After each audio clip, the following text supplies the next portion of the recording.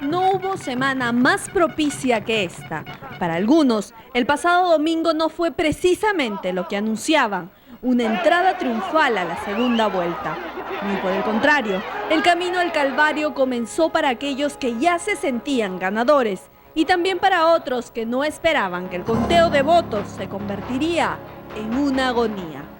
La presidenta Lourdes Flores Lano. Y quiero pedirles que aguardemos con absoluta serenidad.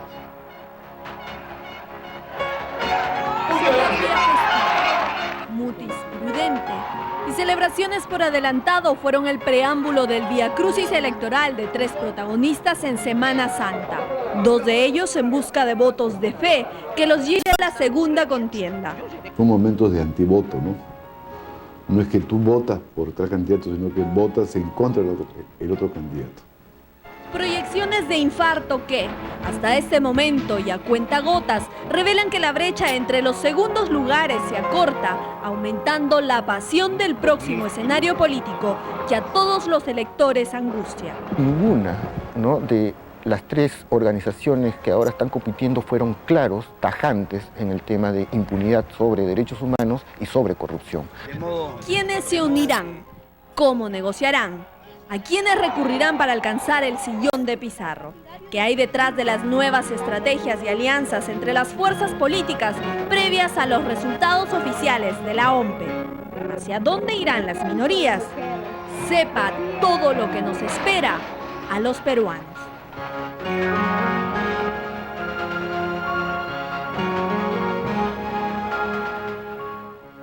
Aún en ascuas y sin contrincantes definidos, pero esta segunda vuelta le costará al Perú 42 millones de soles. En nuestra vida republicana solo 2 veces fue aplicada, pues la que pudo ser la primera en 1985 no se realizó gracias a la caballerosidad del líder de Izquierda Unida, Alfonso Barrantes, quien declinó ante el joven Alan García, evitando un gasto tan oneroso. La historia comenzó a escribirse en 1990, cuando la derecha fue derrotada por el chinito desconocido Alberto Fujimori, que proponía un cambio y que años más tarde fugaría del Perú tras un halo de corrupción. En el realineamiento de votos, en efecto, las izquierdas como el APRA terminaron apoyando a Alberto Fujimori, pero hay que tener en cuenta también que la capacidad de endoce de los partidos no siempre es la misma, ¿no?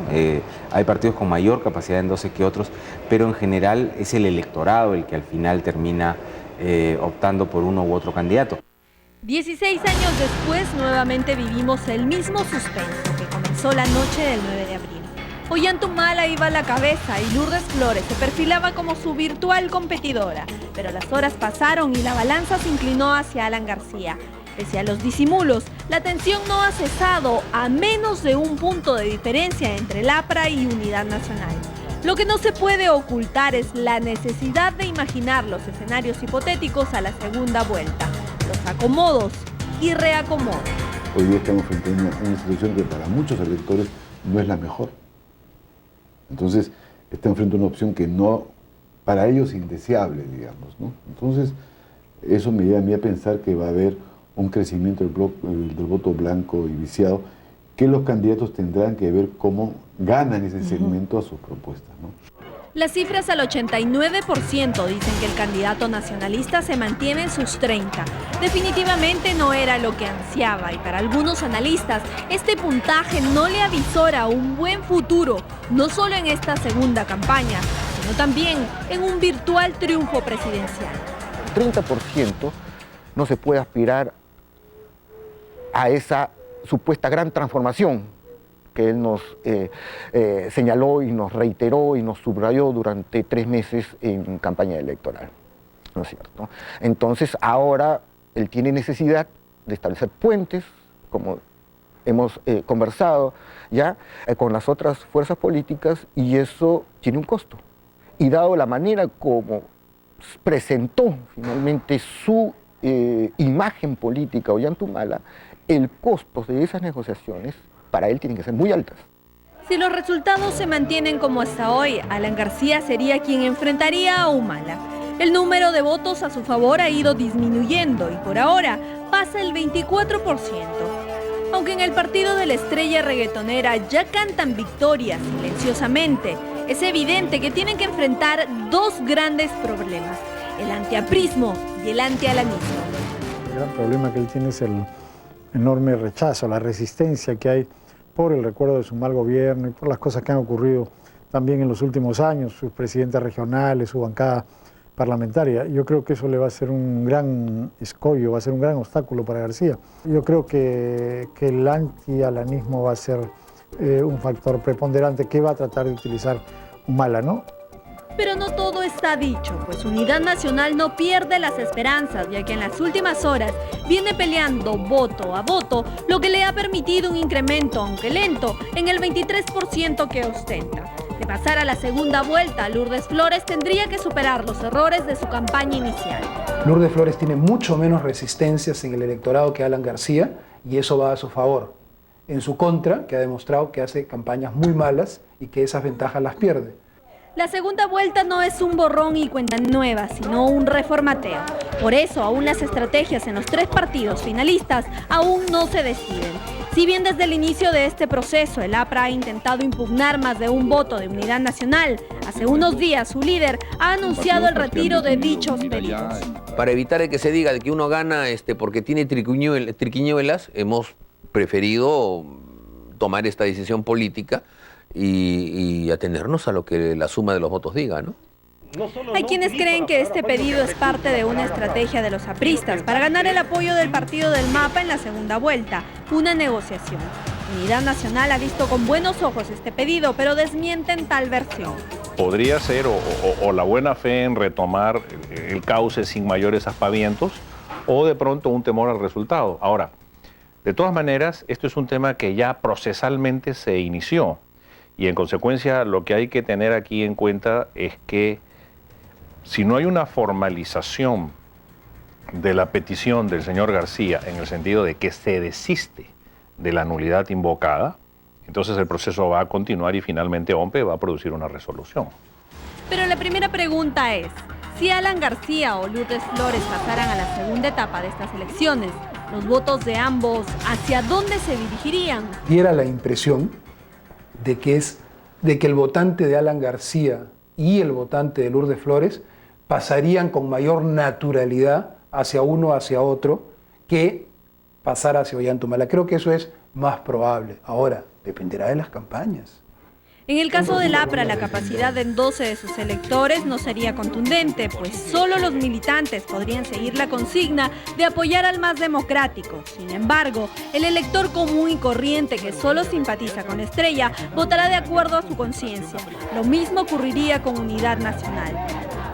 Pero hay que tener en cuenta también que la capacidad en 12 de los partidos no siempre es la misma, ¿no? Hay partidos con mayor capacidad en 12 que otros, pero en general es el electorado el que al final termina optando por uno u otro candidato. Y las razones para optar por un candidato no siempre están en el ámbito de lo racional, muchas veces están en el ámbito de lo emotivo. El hecho de que haya una segunda vuelta no implica pues, que todos los que votaron por el candidato en esa segunda vuelta están a favor de él, ¿no? Mucha gente vota por el menos malo, porque rechaza al otro, entonces eso no significa una adhesión. Segunda pregunta, ¿cómo se dividirán los votos de las demás agrupaciones? La tendencia de Frente de Centro y Restauración Nacional sería hacia el candidato más demócrata y menos confrontacional. Es decir, esos votos no irían hacia Ollanta-Humala.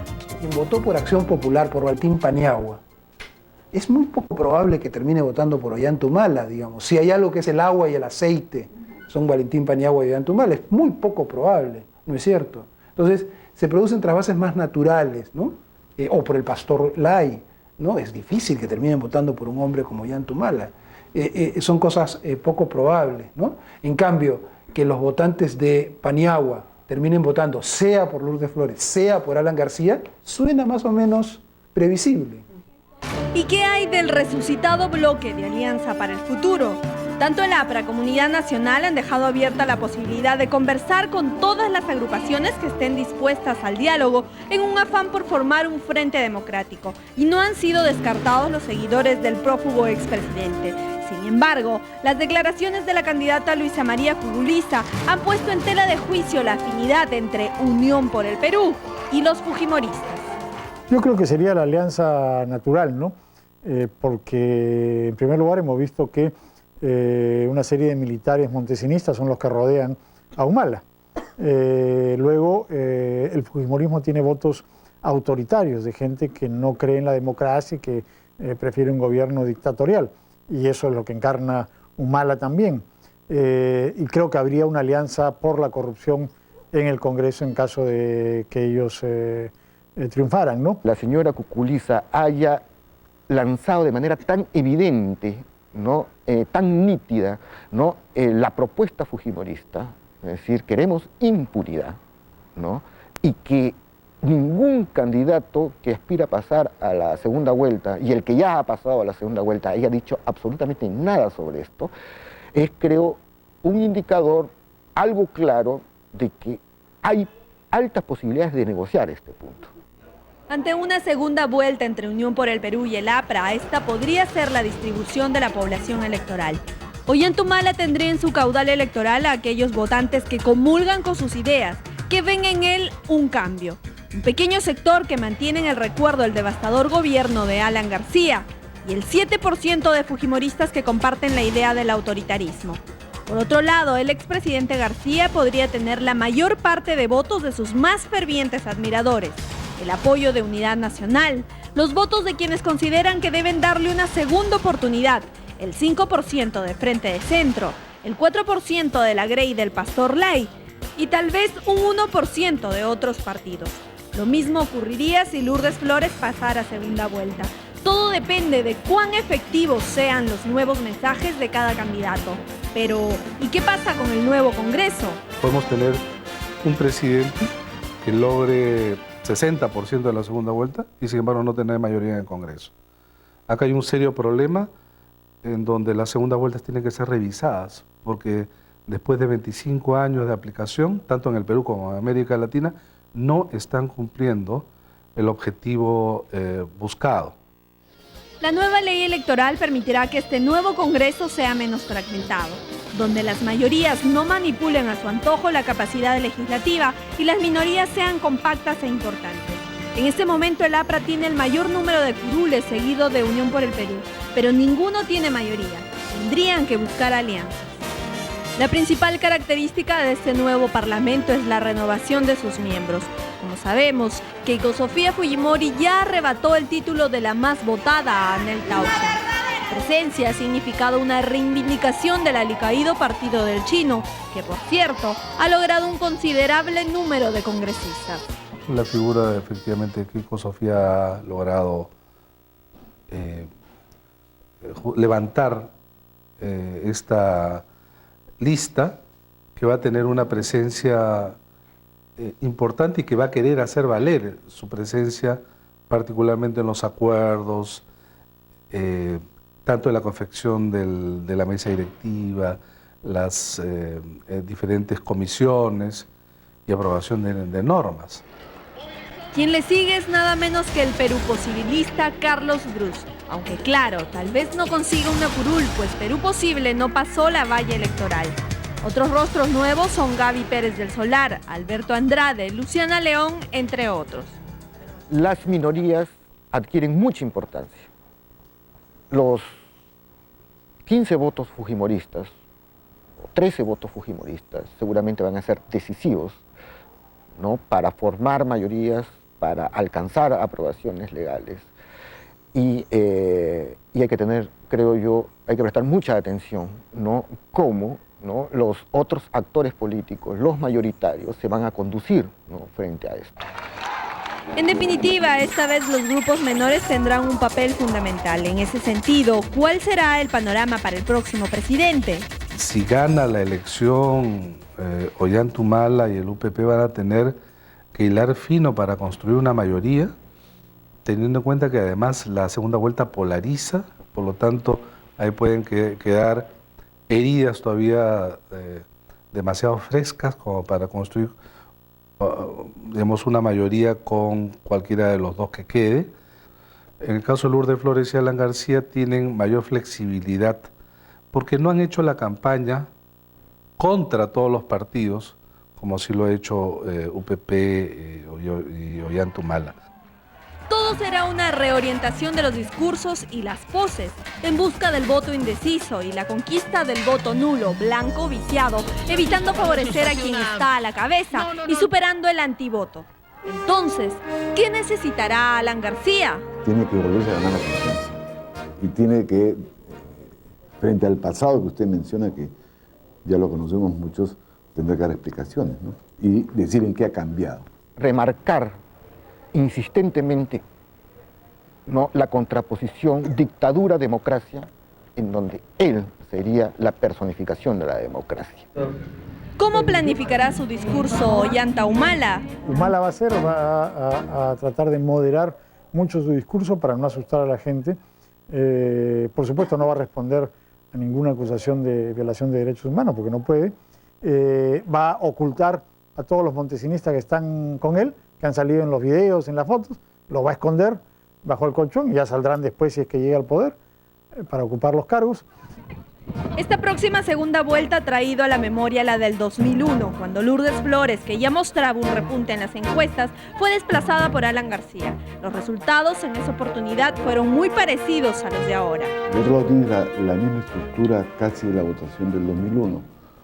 O sea, Toledo ganó en el sur, Humala ha ganado en el sur, Lourdes ganó en Lima, vuelve a ganar en Lima y el APRA ha ganado en el norte, ¿no?